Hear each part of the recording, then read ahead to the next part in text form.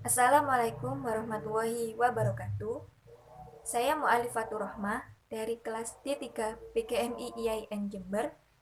Di sini saya akan memaparkan hasil analisis saya tentang pembelajaran tematik kelas 3 tema 4, yaitu kewajiban dan hakku.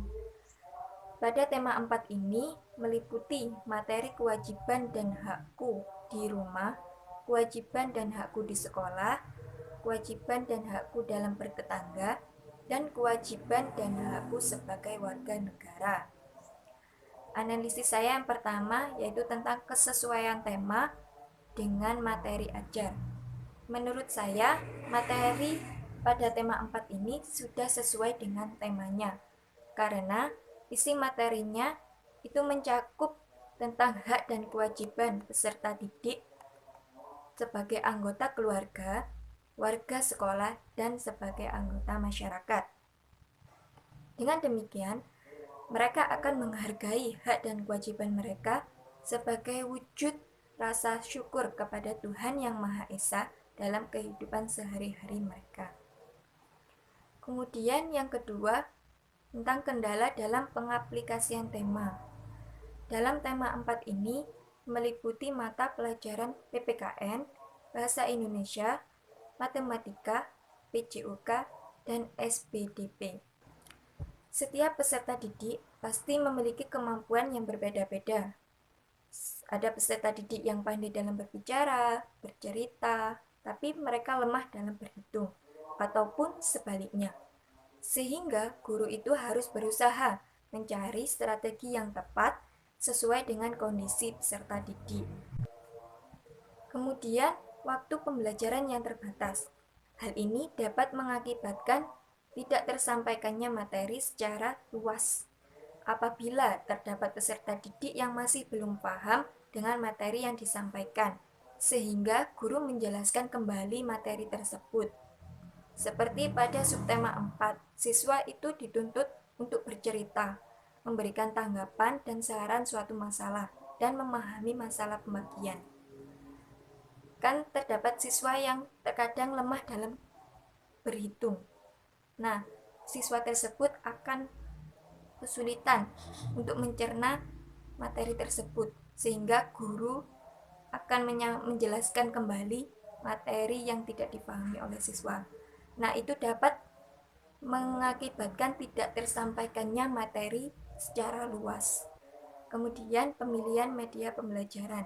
Pada tema 4 ini, menurut saya sedikit sulit dalam memilih media atau contoh konkret yang tepat dalam menyampaikan materi kepada peserta didik.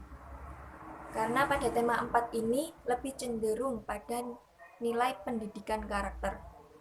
Nah, nilai pendidikan karakter ini semuanya kan bersifat abstrak. Sedangkan peserta didik akan lebih mudah memahami materi apabila menggunakan media atau contoh konkret dalam kehidupan sehari-hari mereka. Sehingga menurut saya pemilihan contoh yang konkret ini sedikit agak sulit.